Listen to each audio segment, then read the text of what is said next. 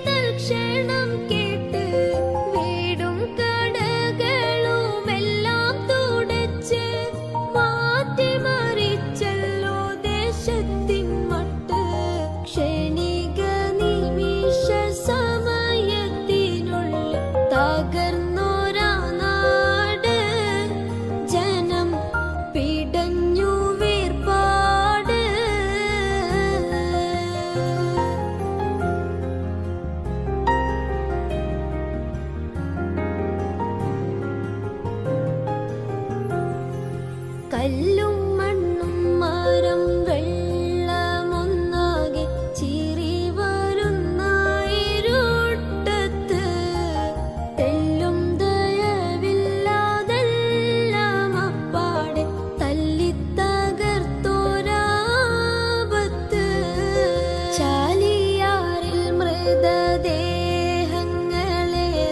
വന്നു